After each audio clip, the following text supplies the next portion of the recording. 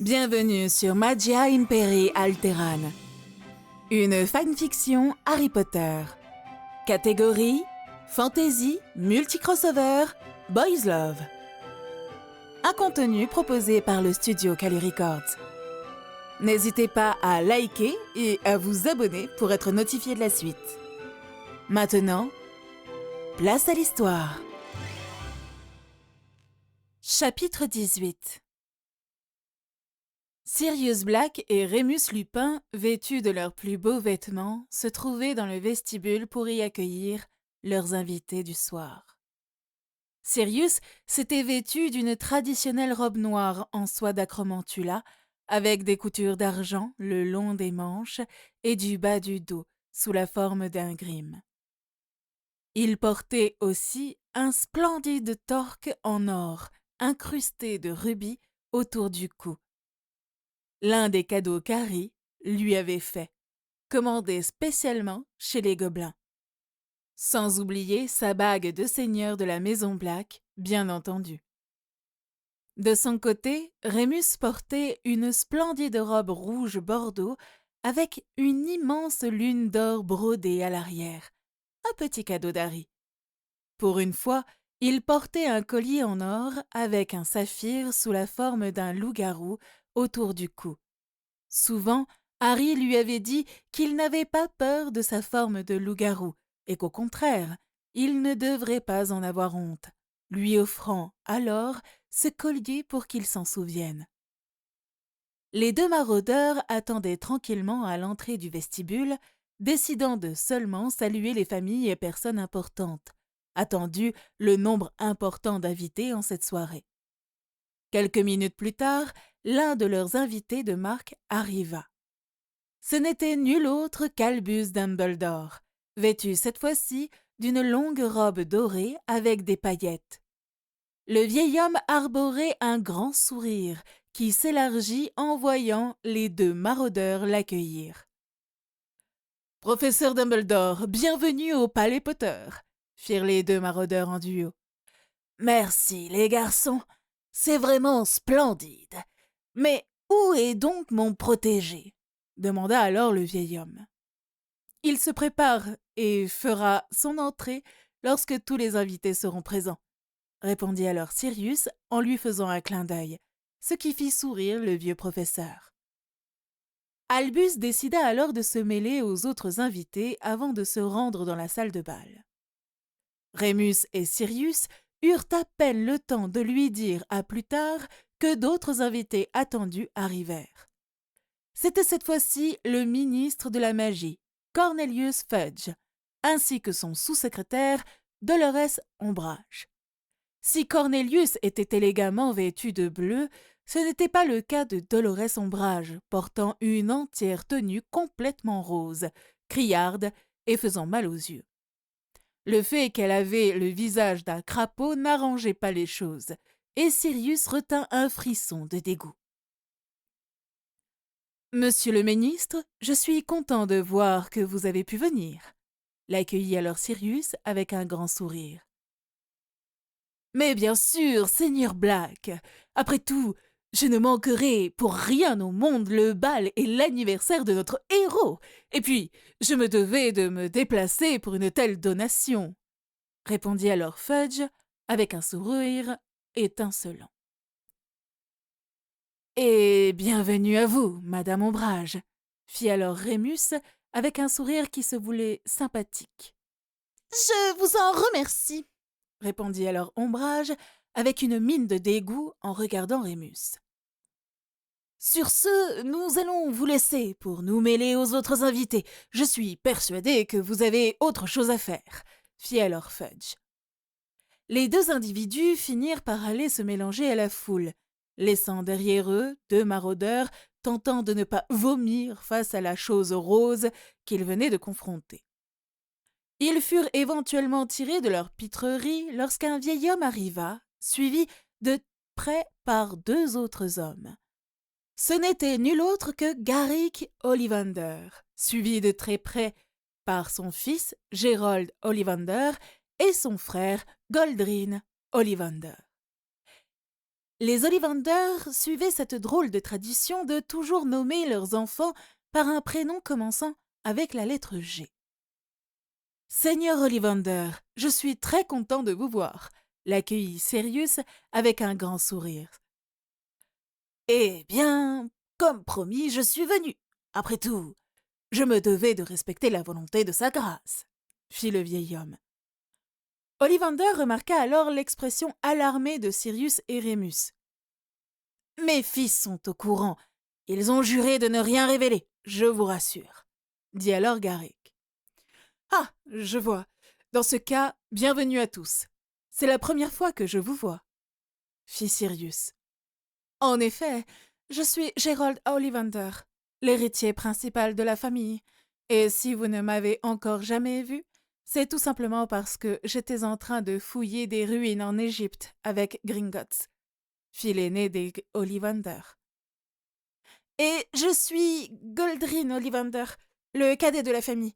Je suis actuellement en train de voyager à travers le monde pour en découvrir un peu plus sur les autres sociétés sorcières et surtout les créatures magiques, fit le cadet.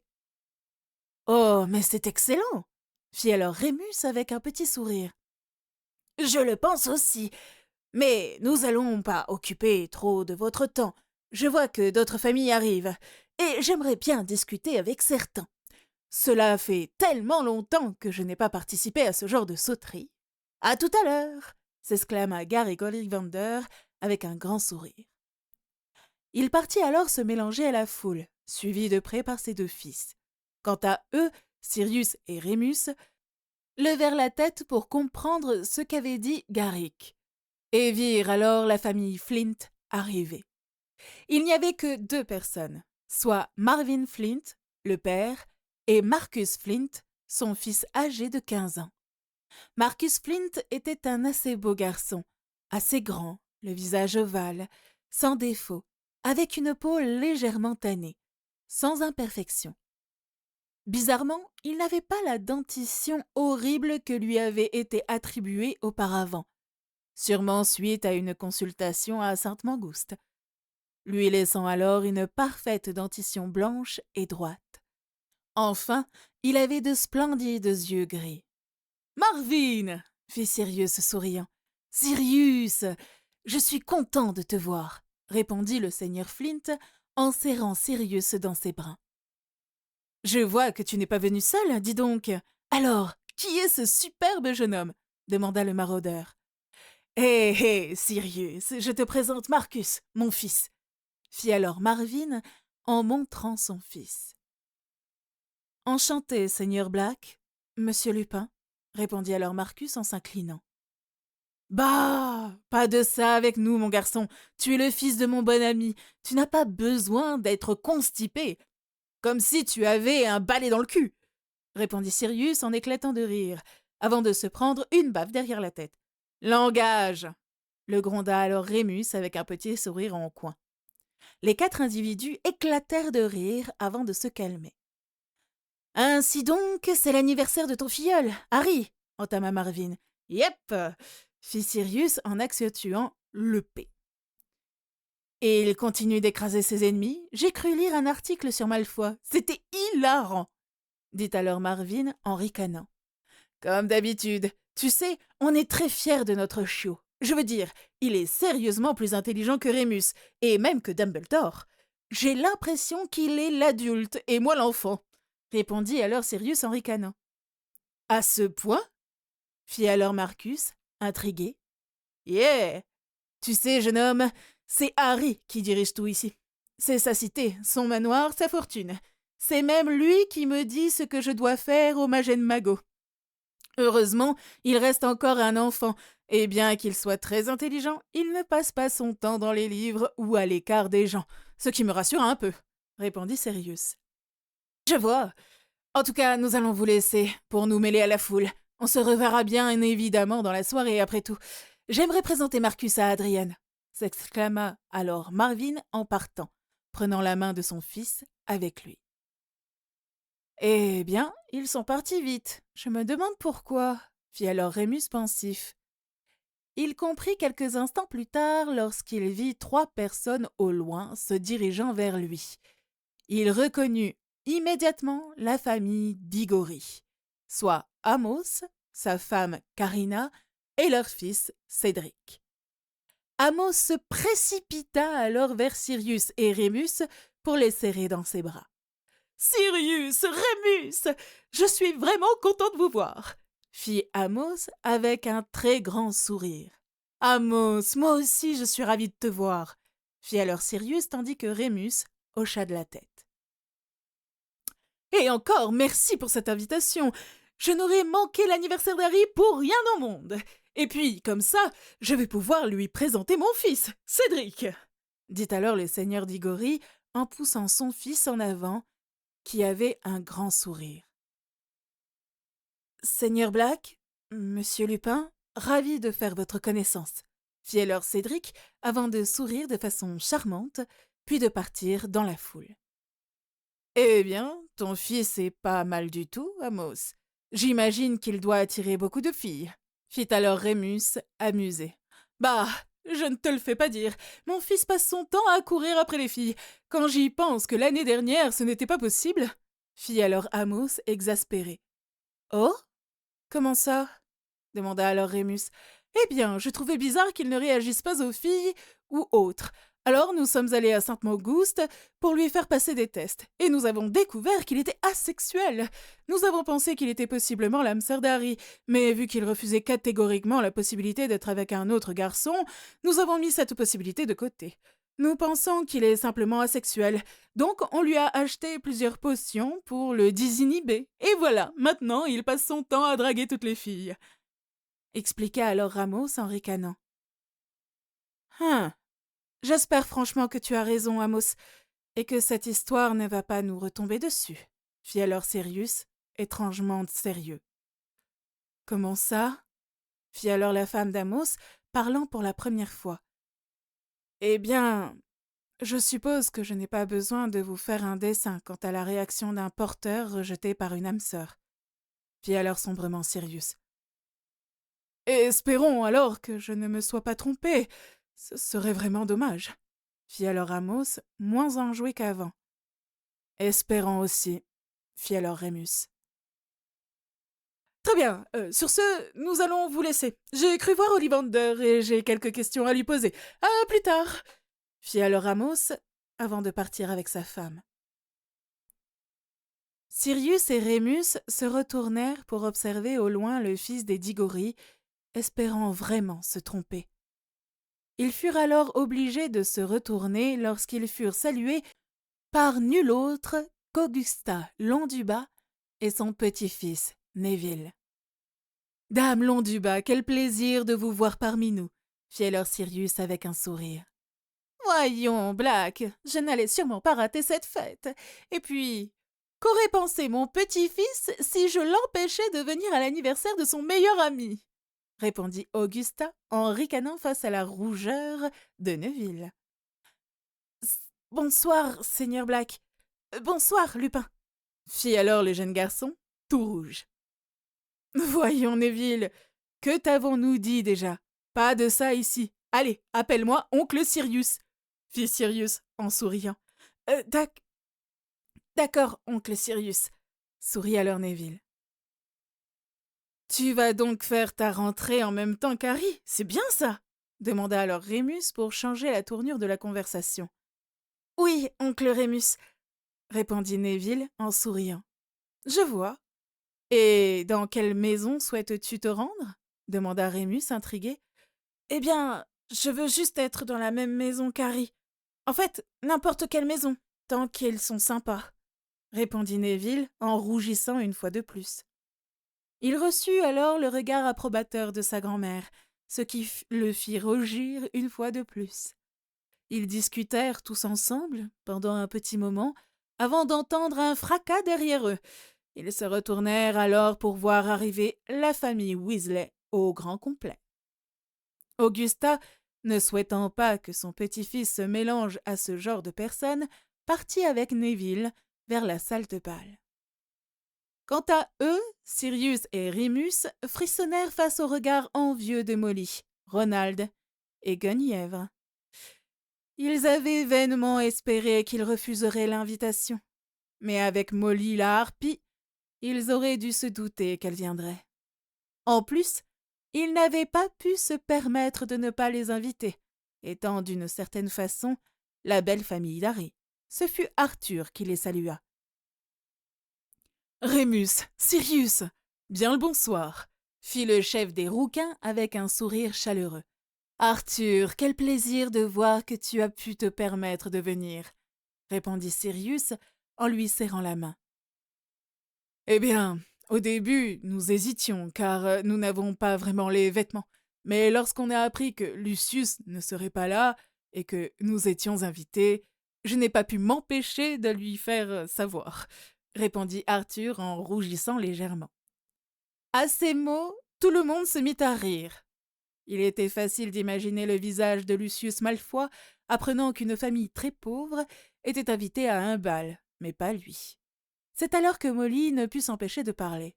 « Mais où est Harry ? Je suis sûre qu'il serait ravi de passer un peu de temps avec Ginny !»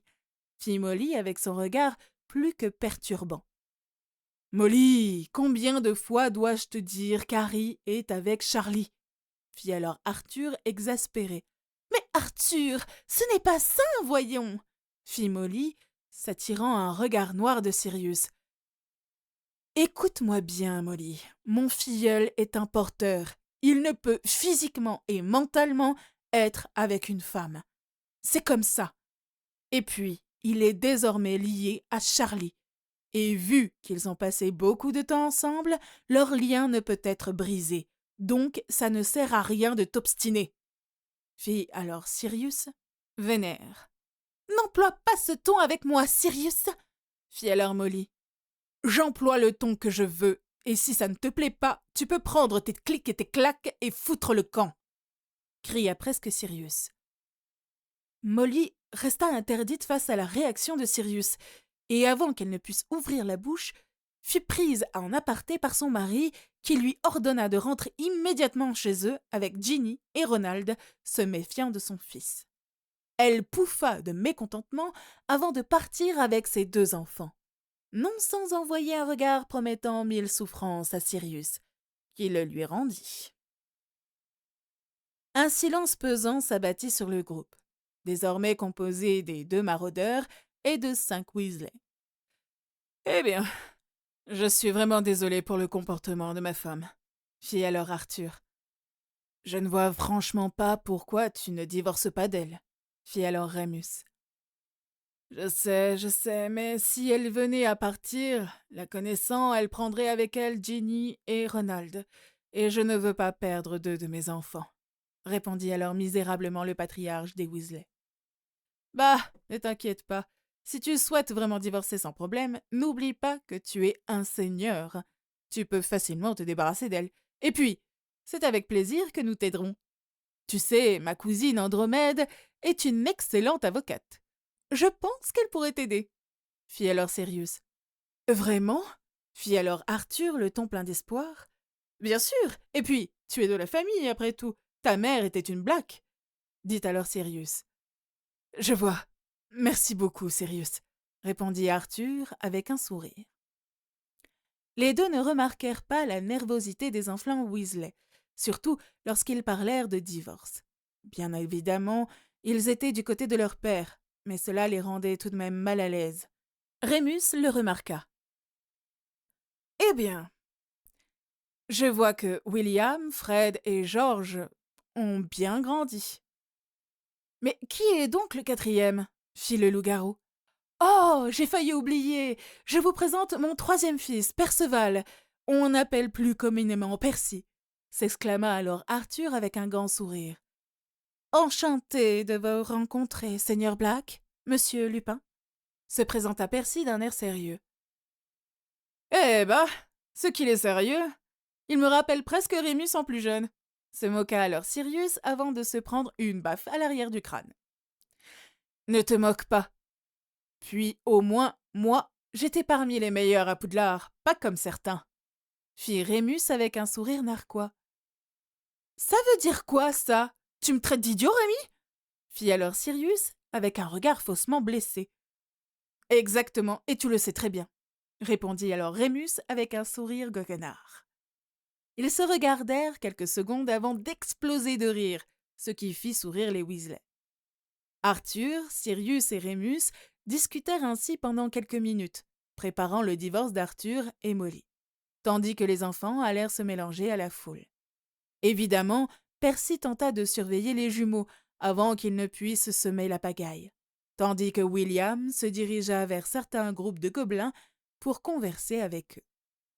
Arthur finit par rejoindre le ministre, tandis que Sirius et Rémus attendirent patiemment l'arrivée de leurs derniers invités. Ils furent alors ravis de voir arriver au loin l'un des amis d'Harry, le chef du clan Gringotts, Ragnok. Pour l'occasion, le gobelin avait revêt une armure brillante en or sertie de gemmes. « Seigneur Black, monsieur Lupin, ravi de vous voir, » fit le gobelin. « Ragnok, je suis content de vous voir. Harry sera ravi de vous savoir présent, » fit Rémus. « Bien évidemment. Et puis, je ne voulais manquer pour rien au monde la réaction des sorciers lorsqu'Harry sera présenté avec ses titres, » ricana alors le gobelin. Rémus et Sirius ne purent s'empêcher de rire face au sadisme du gobelin. Ils avaient remarqué une chose amusante. C'est le choc des invités en voyant tous les gobelins et autres créatures magiques au bal. Il est vrai qu'avant Harry, aucun sorcier n'avait invité des créatures magiques à une fête ou quelconque événement. Ce fut donc un choc pour beaucoup des sorciers de voir des gobelins, des vélanes, des loups-garous, voire des vampires et autres créatures en tout genre. Et il était évident que ces derniers étaient venus simplement pour voir les visages des sorciers en découvrant que le célèbre Harry Potter, le partenaire et protecteur des créatures magiques, le garçon de seulement 11 ans, avait déjà obtenu l'entièreté de ses titres. « Compte-t-il révéler tous ses titres » demanda alors Ragnok, curieux. « Non, évidemment que non. Il révélera l'un des 2 derniers titres demain, après la création du conseil, et comme prévu, le dernier titre sera révélé l'été prochain, » fit alors Rémus avec un sourire en coin. « Je vais vraiment m'amuser. Bien, je vais donc patienter pour voir leur visage, et en attendant, je vais aller voir où en est mon cadeau, » dit alors le gobelin. « Cadeau ? Vous avez porté un cadeau à Harry ?» demanda alors Sirius excité. « Bien entendu que j'ai apporté un cadeau. Après tout, ça permettra de sceller notre vassalité devant tous les sorciers. J'ai hâte de voir leur visage. Ce sera un double choc ce soir pour eux, » fit alors Ragnok en éclatant de rire. Les 2 maraudeurs ne purent que sourire face à tant de sadisme de la part de cet être diabolique. Ragnok finit par partir avec 2 gardes qui transportaient un coffre. Sirius et Rémus n'eurent pas le temps de tenter de deviner la nature du présent qu'ils furent accostés alors par leur dernier invité de marque, Mulciber Note. Bizarrement, Mulciber Note était seul, ce qui intrigua Sirius. « Mulciber, ravi de te voir, mais comment se fait-il que tu es seul ?» fit alors Sirius, manquant de tact comme d'habitude. « Sirius, je suis aussi ravi de te voir.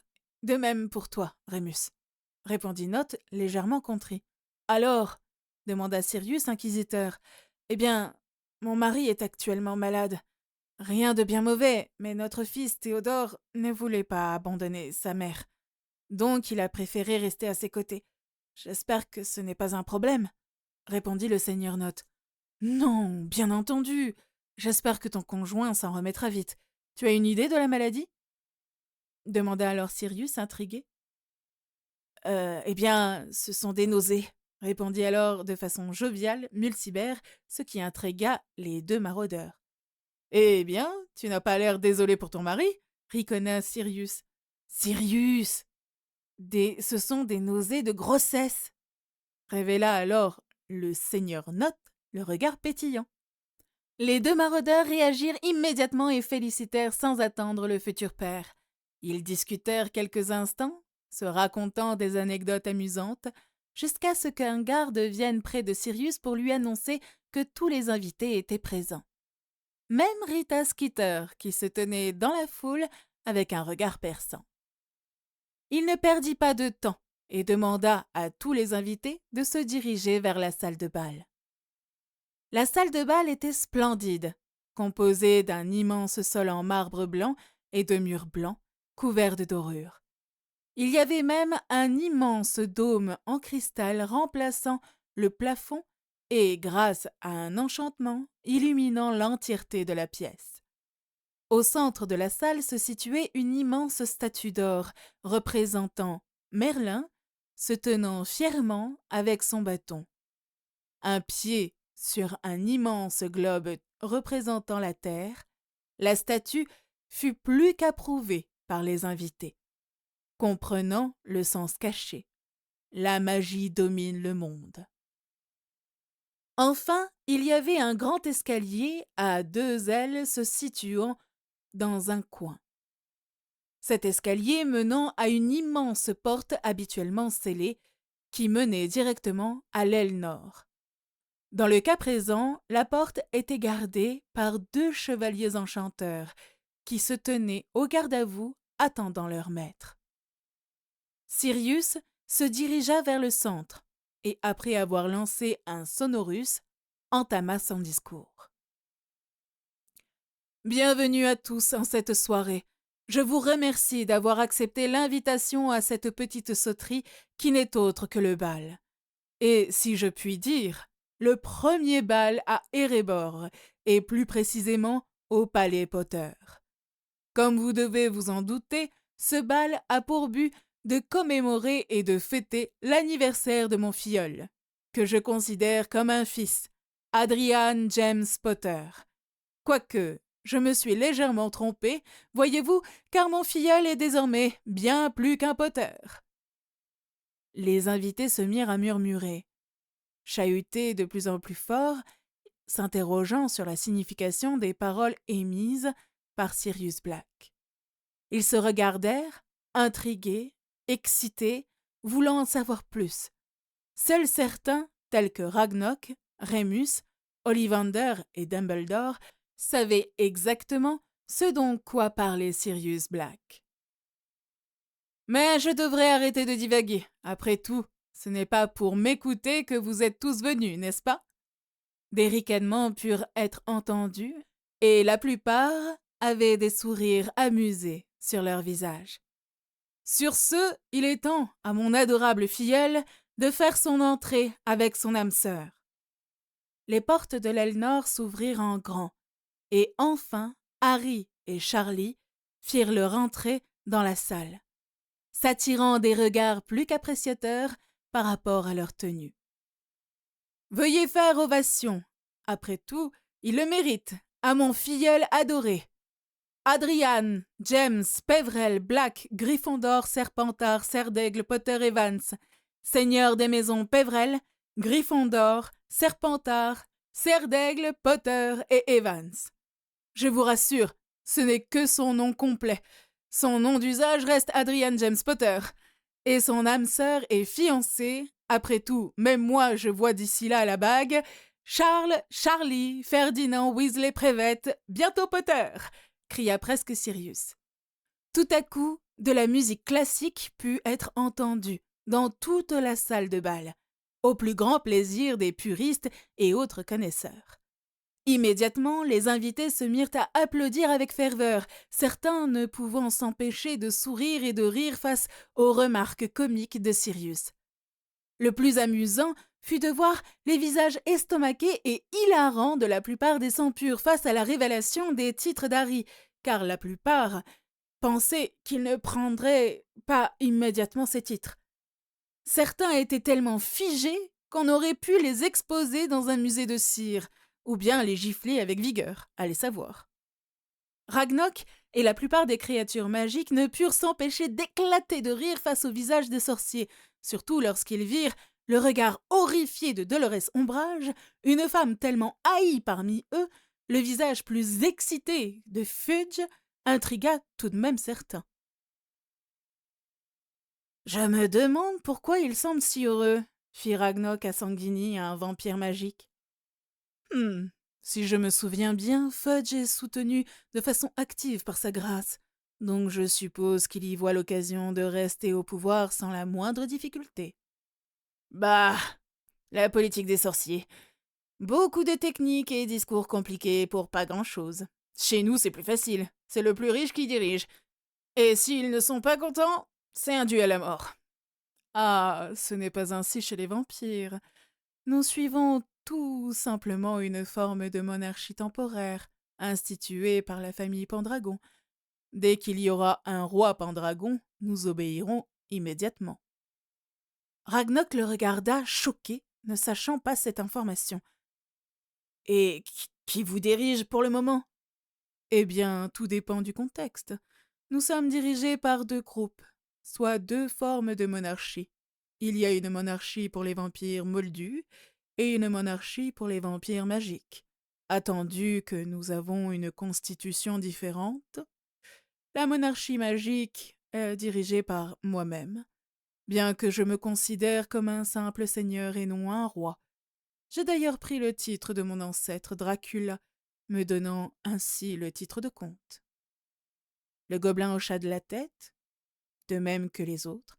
Et pour les vampires moldus? Les vampires moldus sont dirigés par un covent de vampires nommés les Volturi, dont le siège se situe à Volterra, en Italie. Ils sont très faibles par rapport à nous, mais ils font bien leur travail, donc je les laisse diriger. Bien entendu, pour affirmer leur pouvoir, ils cachent cette information aux autres vampires moldus, mais je n'en ai strictement rien à faire. Ce n'est pas un peu bizarre de dire aux vampires moldus, sachant qu'ils ne sont pas si moldus que ça? En fait, nous disons simplement vampires moldus car ils ont été transformés alors qu'ils étaient moldus, contrairement aux vampires magiques, soit des sorciers devenus vampires ou bien descendants de vampires magiques. Les vampires moldus ne peuvent pas se reproduire ensemble, comparés à nous. Ils n'ont d'ailleurs pas de pouvoir magique et accès à un cœur magique, si ce n'est à quelques talents, sûrement dû à un ancêtre craquemolle. Et je ne vous parle pas de leur côté pailleté. Le vampire eut soudain un frisson. Les gobelins le regardèrent étonnés. Pailleté? Oui, pailleté. Vu qu'ils sont moldus, leur corps brille au soleil, comme s'ils avaient été recouverts de paillettes. C'est horrible. Ce n'est évidemment pas le cas des vampires magiques, qui semblent tout à fait normaux au soleil. Et puis, nous sommes immortels, mais au moins, nous avons un cœur qui bat, ce qui nous rend légèrement chauds, tandis que les moldus sont totalement froids. Des véritables cadavres. Je me demande si c'est une bonne idée de les garder en vie. Et puis, au temps des Pendragons, ces vampires étaient considérés comme illégaux. Les gobelins, à la mention de cadavres, ne purent cocher de la tête. Des vampires qui brillent comme des boules de disco, qui sont froids et ne peuvent se reproduire, sans compter qu'ils n'ont pas de magie? À quoi bon les laisser vivre? Vous devriez peut-être en parler avec le futur roi Pendragon, alors, proposa l'un des gobelins. Peut-être, mais pas ici. Il est évident que les sorciers ne savent rien, vu qu'il n'a pas dévoilé son titre. Vous pourrez proposer tout ça dès l'année prochaine, je vous rassure. Bon, je dois aller présenter mon cadeau. Restez près de moi, je sens que vous allez adorer ma surprise. Et surtout, les réactions des sorciers, dit alors Ragnok. Les gobelins et vampires ne purent que sourire de façon sadique face aux sorciers, certains se pissant presque dessus face à leur sourire qui ne pouvait signifier que malheur et damnation pour eux. Sirius vit au loin leur sourire et ne put s'empêcher de caqueter diaboliquement, ce qui effraya légèrement d'autres sorciers et donna des sueurs froides à Rémus. Quant à Harry et Charlie, ils venaient tranquillement de descendre l'escalier, amusés par les pitreries de Sirius. Lorsqu'ils arrivèrent au bas de l'escalier, Ragnok se dirigea vers eux, suivi de près par 4 gobelins, dont 2 portant un coffre. Il s'inclina immédiatement face à Harry, attirant l'attention de tous les invités. Même la musique fut légèrement diminuée. « Votre grâce, c'est un plaisir de vous voir en cette belle soirée. Je vous prie d'accepter mes félicitations concernant votre ascension sociale et votre anniversaire, ainsi que celle de tous mes confrères et membres de ma race. Ragnok, je vous remercie vivement de vous être déplacé jusqu'ici pour mon anniversaire et accepte avec plaisir vos félicitations et vœux. Ragnok et Harry se sourirent discrètement en remarquant l'attention leur étant portée par les autres invités. Tout se déroulait comme prévu, et ils comptaient bien continuer ainsi. Ils remarquèrent facilement Rita Skeeter, avec sa plume à papote, scribouillant à toute allure sur un très long parchemin. Les deux gobelins, portant le coffre, s'avancèrent alors après un claquement de doigts de Ragnok, s'inclinant bien bas face à Harry, choquant, une fois de plus, les sorciers. Après tout, il était bien connu que les gobelins arboraient une certaine haine pour les sorciers. Alors, voyant des gobelins, plus particulièrement le directeur de la banque de Gringotts, s'incliner face à un sorcier, ne pouvait que les choquer au plus haut point. Les deux gobelins ouvrirent alors le coffre, dévoilant ainsi à tous son contenu choquant. Il s'agissait de 2 épées finement ouvragées et filigranées d'or et serties de petits rubis. On pouvait alors lire clairement, écrit sur les lames, Adrian James Potter sur l'une et Charles Ferdinand Potter sur l'autre. Les quelques invités qui reconnurent le métal utilisé ne purent qu'ouvrir la bouche en grand, étonnés et choqués, perdant alors l'usage de la parole. Attendu vos fiançailles officielles avec le seigneur Prévette, qui deviendra bien entendu Potter, j'ai décidé de vous offrir chacun une épée finement ouvragée par nos meilleurs forgerons. Les lames sont en mithril, le plus résistant des métaux, et je peux vous assurer que même un dragon ne pourrait faire fondre de pareilles lames. Je vous prie donc d'accepter ces présents en gage de mon engagement envers votre famille, expliqua alors Ragnok en s'agenouillant. Les autres gobelins dans la salle faisant de même. À peine eut-il prononcé de telles paroles qu'il entendit des hoquets de surprise tout autour de lui, provenant majoritairement des sorciers. Après tout, jamais encore un gobelin ne s'était soumis ainsi devant un sorcier. Rita Skeeter souriait férocement, contente d'avoir un tel scoop. Elle savait que c'était une excellente idée de se placer du côté d'Harry, et maintenant, elle récoltait les fruits de sa loyauté. « Je vous remercie vivement, Seigneur Ragnok, pour un tel présent. À la vue de telle beauté, je ne peux qu'accepter votre serment envers ma famille. Mais je vous en prie, relevez-vous, mon cher ami, inutile de vous prosterner ainsi devant moi, » répondit alors Harry en gardant contenance. Les deux individus se regardèrent avec un petit sourire, leur plan se déroulant comme prévu, ce qui était une excellente chose pour eux. Lorsque Ragnok se retourna pour observer la réaction des autres invités, surtout des sorciers, il se retint de rire face à leurs mines choquées. Voilà ceux qui l'attendaient. Il n'était pas déçu.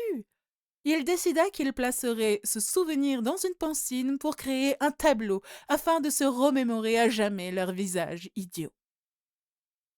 Les invités, enfin sortis de leur transe, se mirent alors à applaudir avec vigueur, particulièrement Fudge, qui y voyait la soumission des gobelins face aux sorciers, et surtout leur banque obéissant plus facilement aux sorciers.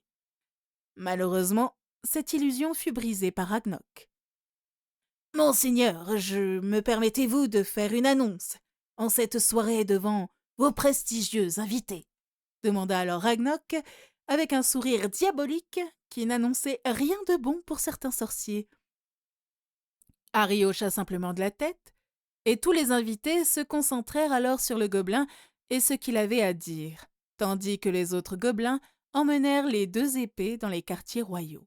« Je souhaiterais simplement annoncer que la banque Gringotts va définitivement fermer ses portes. En effet, suite à mes vœux envers mon désormais seigneur, je vais prendre la direction de la banque d'Erebor, et tous les gobelins viendront désormais s'installer ici. Je peux cependant vous assurer que vous ne risquez rien, et que vos fonds seront transférés dans cette nouvelle banque sans frais, rassurez-vous. » annonça alors Ragnoc, prenant plaisir aux mines choquées des invités, tandis qu'Harry ricana dans sa barbe non existante. Les invités mirent un peu de temps à comprendre les implications, jusqu'à ce qu'ils comprennent enfin que tout leur argent serait désormais sous le contrôle d'Harry. Mais celui-ci, étant leur héros adoré, ils n'y virent qu'un avantage. Au fond, seuls les mange-morts s'en mordraient les doigts. Des applaudissements retentirent alors, les invités heureux d'une telle nouvelle. Seul le ministre comprit qu'il n'avait désormais plus la main mise sur l'or des gobelins, et qu'il dépendait désormais entièrement d'Harry. Au moins il n'aurait plus jamais à se préoccuper des gens tels que Lucius et les autres mange-morts. Il était évident qu'ils subiraient des frais colossaux et qu'ils perdraient tout ce qu'ils avaient. Peu de temps après, les invités se mirent de nouveau à circuler, dansant sans fin au gré des musiques classiques, s'amusant sans fin, tandis qu'Harry et Charlie se mélangeaient sans problème aux invités pour leur souhaiter la bienvenue et discuter avec eux de certaines choses. Certains sorciers continuaient de lancer des œillades intriguées vers les gobelins et autres créatures présentes, mais remarquant l'aisance avec laquelle Harry et les membres de sa famille discutaient avec eux, ils décidèrent que ces créatures n'étaient, tout compte fait, pas un problème. Évidemment, certaines personnes, telles qu'Ombrage, ne furent pas satisfaites, mais elles savaient qu'elles ne pouvaient rien y faire, et que d'une certaine façon, un nouvel âge venait de commencer, un âge dans lequel les discriminations raciales ne sont plus d'actualité. Charlie et Harry finirent alors par se séparer. Charlie allant discuter un peu avec sa famille, surtout pour comprendre la raison pour laquelle sa mère et ses deux plus jeunes frères et sœurs n'étaient plus présents. Tandis qu'Harry continuait de se mêler aux invités pour recevoir des félicitations quant à leur fiançailles ou bien son anniversaire. Enfin, il s'approcha de la famille Diggory. Amos était très souriant avec sa femme, et à la vue d'Harry, son sourire brilla d'autant plus. « Amos, quel plaisir de vous voir en cette splendide soirée. Je vous remercie sincèrement d'être venu à mon bal, » lui dit alors Harry avec un sourire étincelant. « Ah, mais de rien, votre grâce. Je vous remercie moi aussi de m'avoir invité avec ma famille. Je vous présente ma femme, Karina. Laissez-moi donc appeler mon fils pour vous le présenter. Vous allez voir, Cédric est un véritable charmeur, » répondit alors Amos, faisant signe à Cédric, au loin, de les rejoindre. Harry embrassa la main de Karina avant de se retourner pour s'arrêter net. Son cœur tambourina dans sa poitrine et son souffle devint saccadé. Il regarda alors Cédric le rejoindre et Harry sentit son cœur fondre en voyant le bellâtre. De son côté, Charlie ressentit légèrement une sensation dans son lien avec Harry et il comprit que ce dernier avait trouvé une autre de ses âmes sœurs. Il se retourna, délaissant sa conversation avec son grand frère Bill, pour observer au loin l'interaction entre Cédric et Harry, souriant. Amos et Karina remarquèrent immédiatement la réaction d'Harry, et ils blanchirent comme jamais. Cela n'augurait rien de bon.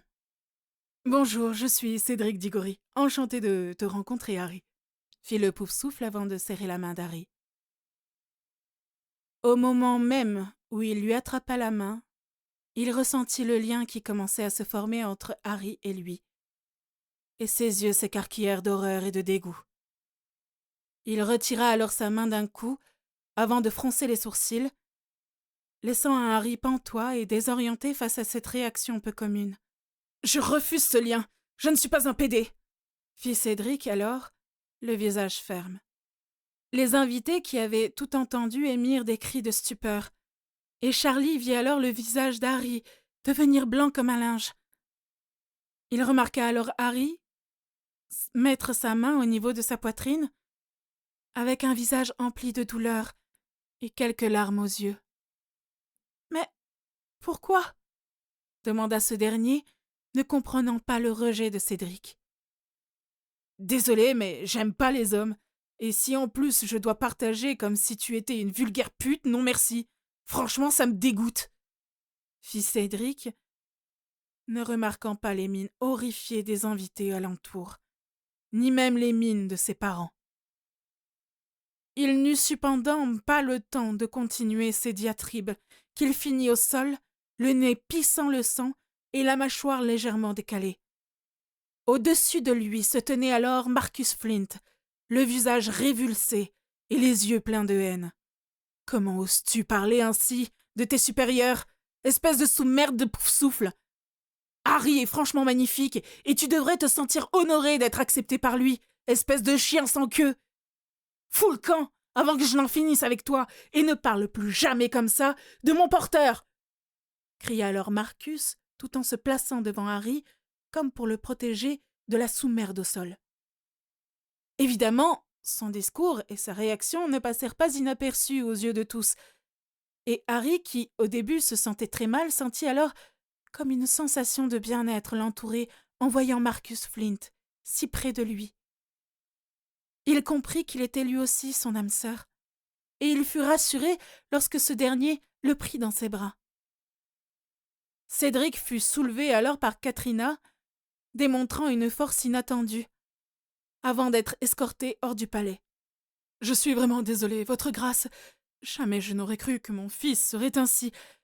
Je peux vous assurer qu'il sera sévèrement puni, et s'il refuse de venir faire ses excuses, je peux vous assurer que le titre de seigneur sera transféré à son frère. » S'excusa alors Amos Diggory avant de quitter les lieux, s'excusant au passage à Charlie, Sirius et Rémus. Charlie décida alors de rejoindre Marcus et Harry pour vérifier si tout allait bien pour son porteur et fiancé. Ce dernier ne perdit pas de temps et se jeta dans ses bras, comme un enfant perdu, au plus grand délice du rouquin, tandis que Marcus resta près d'Harry. « Ça va aller, mon amour, ça va aller », murmura alors Charlie en caressant les cheveux d'Harry. Marcus observa la scène sans rien dire. Harry finit alors par se calmer avant de se retourner vers Marcus. Les deux hommes se regardèrent attentivement avant qu'Harry ne détourne le regard en rougissant, faisant ricaner Marcus et Charlie. Ce fut alors qu'arriva Marvin Flint. « Vous allez bien, votre grâce ?» demanda ce dernier inquiet.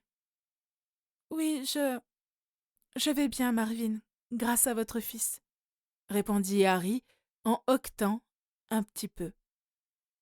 Marvin laissa échapper un soupir de soulagement. Il regarda alors son fils avec un sourire en coin avant de lui demander « Eh bien, Marcus, tu as proclamé à tous et à toutes qu'Harry était ton âme sœur. En es-tu sûr ?» Marcus hocha simplement de la tête, prenant alors Harry dans ses bras, Charlie le laissant faire. Sans plus attendre, il se baissa pour donner un chaste baiser à Harry, étonnant les invités qui se mirent alors à chahuter, comme des commères.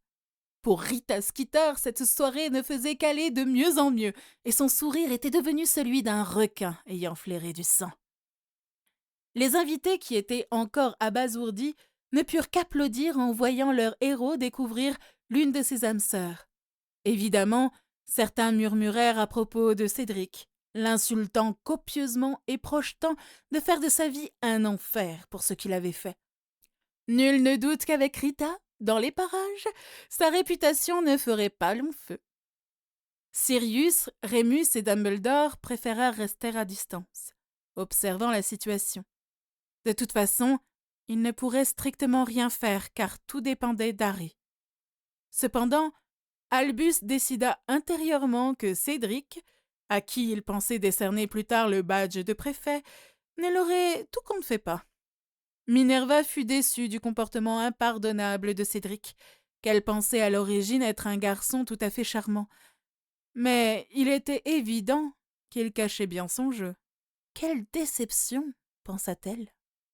Enfin, Harry discuta un peu avec Mulciber-Note et fut légèrement déçu que son fils ne puisse être présent. Il aurait bien aimé le rencontrer, mais hélas, ce n'était pas encore temps. C'est alors que l'orchestre se mit à produire la musique favorite d'Harry, une musique qu'il avait lui-même composée en rêvant de grandeur. Charlie, remarquant que cette musique était celle favorite d'Harry, ne perdit pas le temps avant de le prendre par la main et l'emmener au centre de la salle de bal, sous les yeux ébahis de tous les invités présents. Ils se mirent alors à danser, non pas comme certains sorciers, mais bel et bien d'une façon rare et intrigante, rappelant les danses de la Renaissance française. Après tout, Harry aimait la richesse de la culture française, et de toute façon, son ancêtre, Arthur Pendragon, était en fait d'origine française, ce qui était logique pour lui, attendu que Pendragon est français, tout comme Malfoy, bien qu'il les déteste, ou Lestrange, qu'il déteste aussi. Les Blacks aussi furent français, passant de noir à black en anglais. En y repensant, plusieurs maisons nobles britanniques étaient en fait françaises. Pas étonnant que les Français soient la langue de la cour. La danse de Charlie et Harry fut magnifique, et plusieurs invités décidèrent de les imiter du mieux que possible. Albus dansant avec Minerva, Sirius avec Rémus, et même Fudge dansa, mais pas avec Ombrage, mais avec Amelia Bones, qui était elle aussi venue pour l'occasion. Pendant ce temps-là, Rita Skeeter ordonnait à son photographe de prendre autant de clichés que possible, tandis que sa plume à papote dansait elle aussi, mais sur le parchemin et non au centre de la salle de bal. Lorsqu'ils finirent de danser, Marcus s'approcha alors d'eux, il tapota alors sur l'épaule de Charlie, et ce dernier, comprenant le signe, se recula. Marcus regarda alors Harry dans les yeux. « M'accorderiez-vous cette danse » demanda-t-il avec un sourire. Harry sourit simplement en retour, acceptant alors la main de Marcus avant de danser avec ce dernier. Ils tournoyèrent et valsèrent, au plus grand plaisir des observateurs qui les trouvaient charmants, tandis que Charlie était content pour son porteur, bien qu'il était encore très en colère contre Cédric Diggory. Il se demanda alors si ce serait une grande perte si ce dernier venait à être mangé par un dragon. Il se dit alors qu'il devrait se pencher sur la question. Pendant qu'ils dansaient, Marvin Flint se rapprocha de Sirius pour discuter de ce qu'ils allaient faire avec Marcus. « Eh bien, je suis content de voir que ton fils est l'âme sœur d'Harry. Par contre, ce petit salopard de Cédric ne paie rien pour attendre. Je vais faire de sa vie un véritable enfer, foi de maraudeur, » dit Sirius en regardant Marvin, tandis que Rémus hochait simplement de la tête, les yeux ambrés. « Je pense qu'il serait avantageux que mon fils reste désormais ici, avec vous.